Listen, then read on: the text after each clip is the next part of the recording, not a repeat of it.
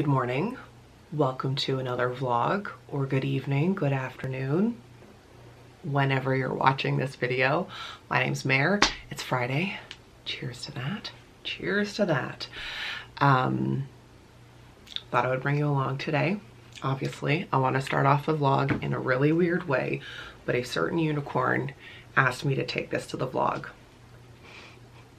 So here we are. Question for you. Can you do this? Should I disclaim? He thought that this was really gross, that I can do this. I can also do them like the other way. Or this, both. Or let's see if I can do it. These are the weird conversations we have, so we don't talk about the horrific state of what's happening in our world right now. Crossing our fingers. I don't even know. We were watching Big Bang last night and this came up. We're like this, like the other way too. Can you do this? Do you think it's weird? He's like, I can't even cross my fingers. Like, how are you? Anyway, so please comment down below. That's how we're starting off today's video. Like I said, it's Friday and I'm in my office right now because I just put the finishing touches on a keynote that I'm doing tonight, which I'm really excited for. It's for a local autism organization and I will be addressing, I think, primarily moms raising kids with autism, which I'm very honored to do. I actually was slated to do this keynote last year and then it was canceled, and so I'm very grateful that they've asked me back and that I can do it here. I may have pajamas. I'm probably definitely gonna have pajamas on the bottom. And they're having dinner delivered for me and Thomas, which I thought was really sweet as a thank you. So I'm feeling very good about the keynote. Like, I wanted to write mic drop, boom, at the end of it. But it got me thinking a lot about, you know, being a mom and Mother's Day and stuff. So I wanted to just say some things that have been on my mind. I've said this about Father's Day before, but tomorrow, at least in North America, is Mother's Day. And I just wanted to say, if that's really hard for you, that's okay. If you know, are estranged from your mom, or your mom has passed away, or you really miss her because you haven't been able to see her due to COVID, or you're having a hard time conceiving, or you really wish you were a mom, or you're finding being a mom really hard. Like, all of that shame and pain and guilt and self-judgment, I just want to say, exhale, like, let it go. It's okay to find Mother's Day hard. I find Father's Day difficult. I lost my dad when I was 19 and Thomas's dad took his own life 4 years ago. And so that's always a hard time. My advice to you would be nice to yourself, stay the hell off of social media, do something kind for yourself. Also, to all my single moms out there, Mother's Day sucks.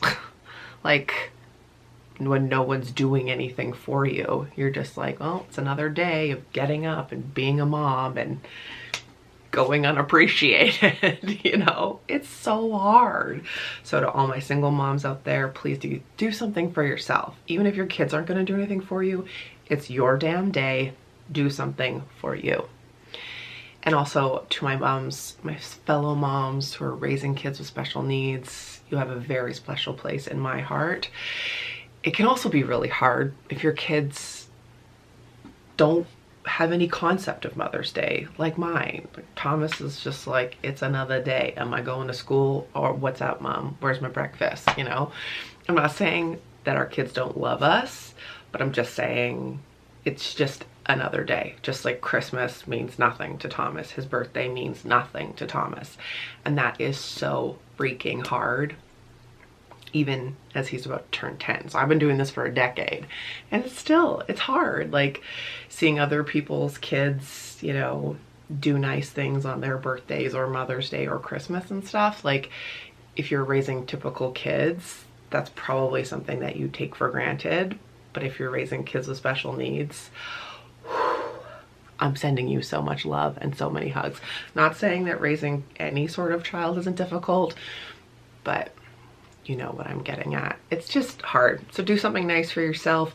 If you're a single mom, order dinner. Like, or, you know, don't feel like you have to cook anything fancy, or cook something fancy if that floats your boat. Like, whatever's gonna be best for you. Give yourself a day off as much as you can. Like, a little extra screen time never hurt anybody. Take a bath, whatever's safe and happy in your home. I just really, that's weighing on me. And if I was deep into season 3 of Finding Your Cape, the podcast, I probably would have done a whole episode about it.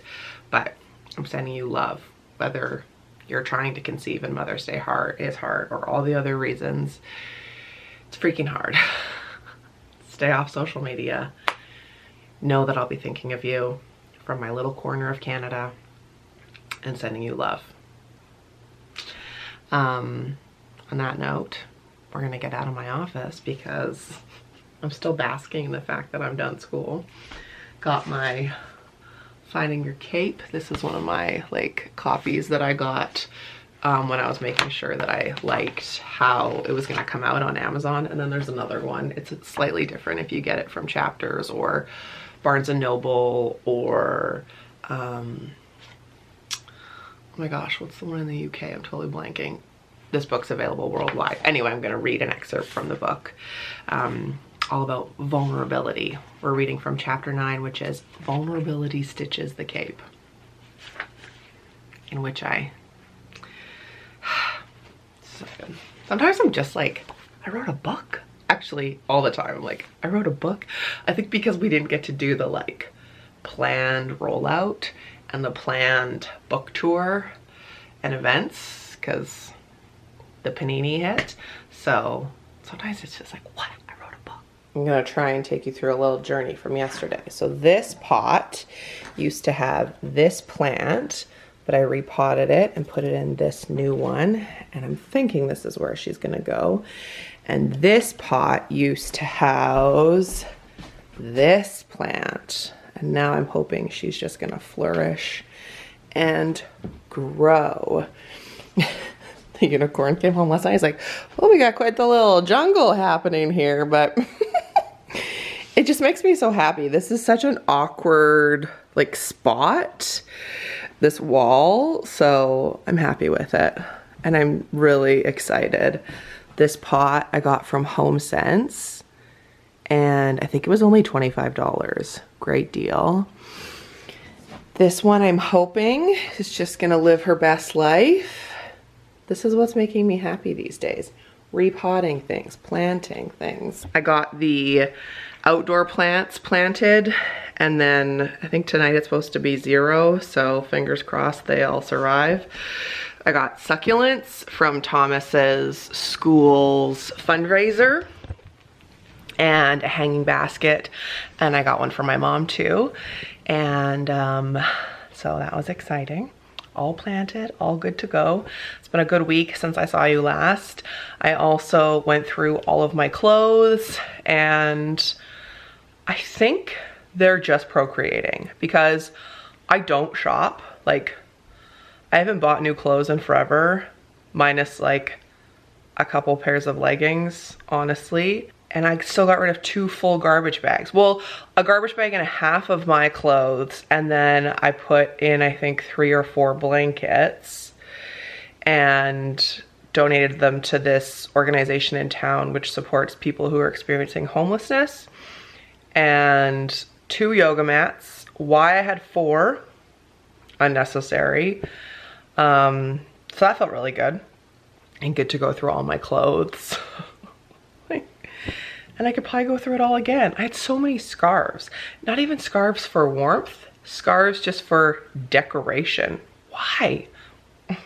Anyway, so that felt really good. What else have I done this week?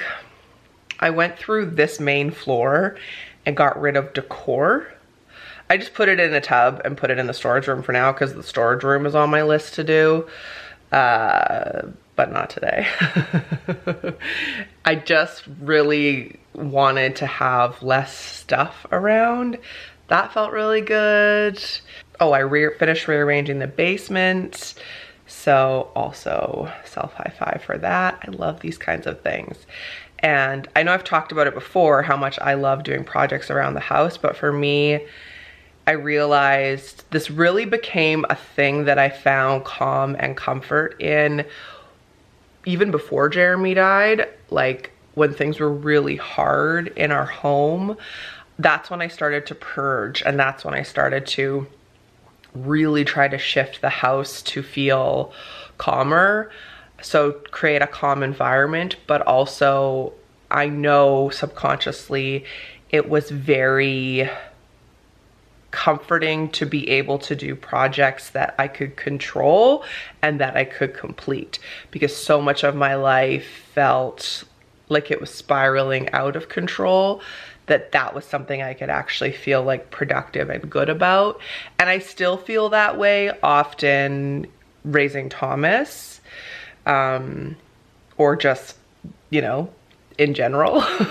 So yeah, that's one of the reasons why I do it. It's like a healthy, relaxing way for me to deal with life.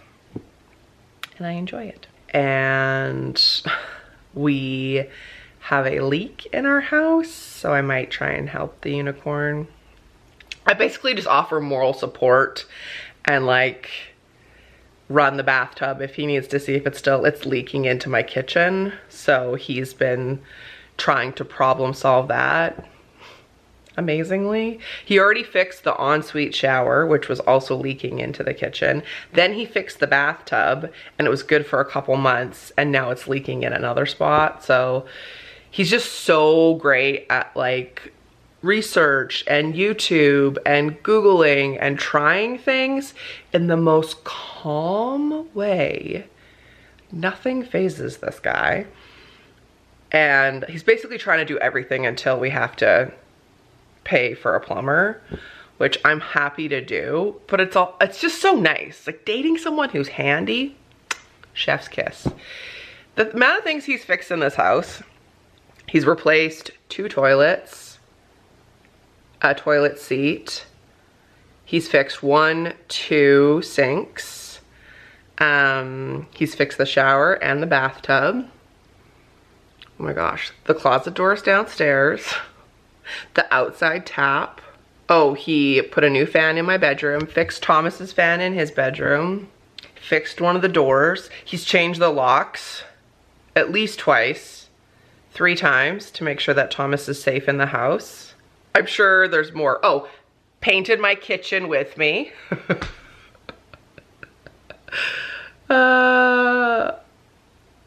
Oh my gosh, what else has he done? Like, you name it. I'm sure I could go into every room in this house and tell you things that he's done.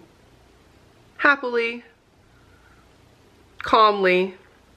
It was super cute when he was replacing the toilet, one of the toilets upstairs. He took it out, as you do, and then there was just a hole, and Thomas came in and started like rubbing his back, like, oh no, mom's gonna be so mad, and was like trying to like keep an eye out for me, like, what have you done? I like you. It was so sweet. Oh my goodness. You know, when I manifested him, I didn't put handy on the list, but I highly recommend that. It's just been like a happy accident.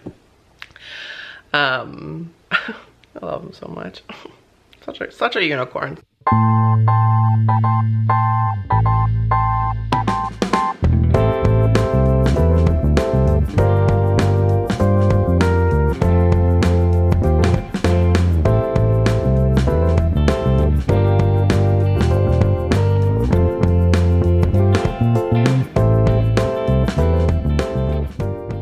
This is what I am currently listening to, Amy Poehler's Yes Please, which I read years ago and loved. It was so influential, but I haven't read it in a long time, so I'm listening to it on the Libby app, which is the free library app if you don't have it, and having a little salad. This is just the end of this like cabbage coleslaw mix, and then I added some air fried tofu to it. That little clip of the beach and that little clip of food was from my friends and I. We met for a little socially distanced lunch, but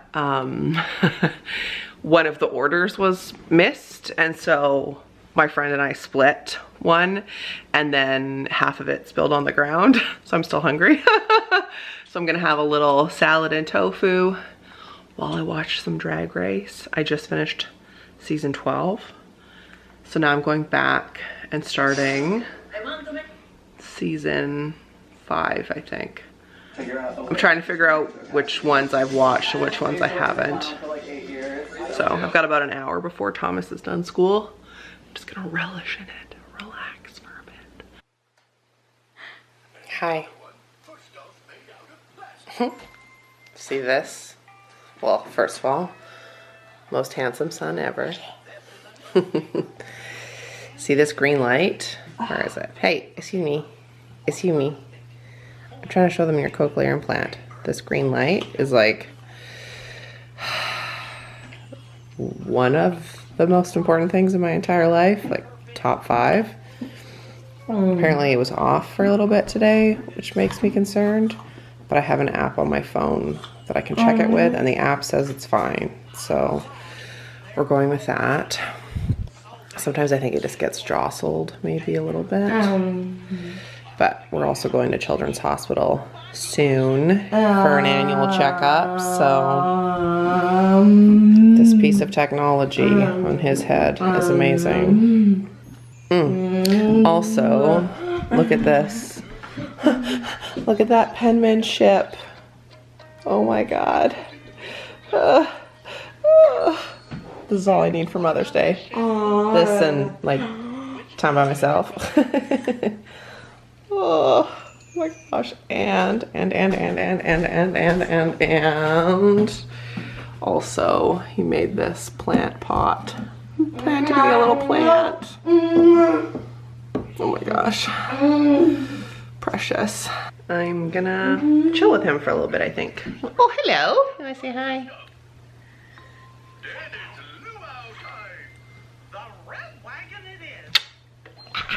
Gotcha. Anyone else read with a notebook? Especially when it's self-improvement. She also recommends in reading this book that you have a notebook handy so you can take notes and things. So I'm gonna read a little bit of this, get into my notebook. Available on marathoner.com if you're interested. My notes not included. Today is not the day to be showing you what we're eating. I barely showed you lunch. I mean, because half of it fell. And this is all that's left of dinner. There was a mix-up with dinner. I think I told you that the organization that I'm doing the keynote for tonight sent Thomas and I dinner, but there was a mix-up with it. So it was an hour late, and Thomas was so patient that I just let him eat, and I was so focused on eating because I was worried about eating too close. I don't like to eat too close to when I'm speaking because I want it to like digest. And anyway, it was delicious. It was sushi.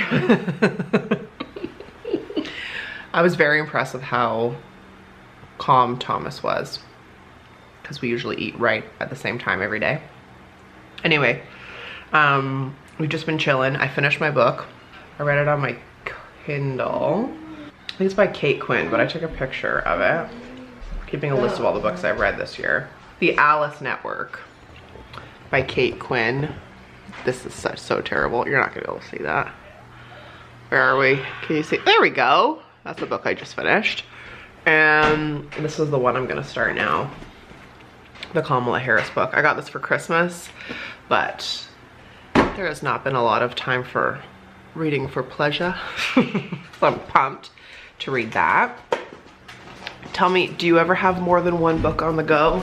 I usually have an audiobook, and then in a perfect world, which is right now because I have the time, I have a self-improvement and I have a fiction, that's kind of my jam. I read them at different times of the day or like in different circumstances. So usually I'll have something on my Kindle in case I can't sleep. And then I can read it in the middle of the night without the pardon me, without the blue light. Now I think I'm gonna go zhuzh my face and set up in my office. I'll show you what it looks like. And wait for my mom to get here. I planned what I'm gonna make her for lunch tomorrow. It's a spicy lentil wrap from the, what's it called? Hot for Food All Day cookbook, which I'm very excited about. Anyway, I'm rambling. Gonna unlock the door for her. These are the locks we have on our doors. Fun fact. So Thomas can't get out.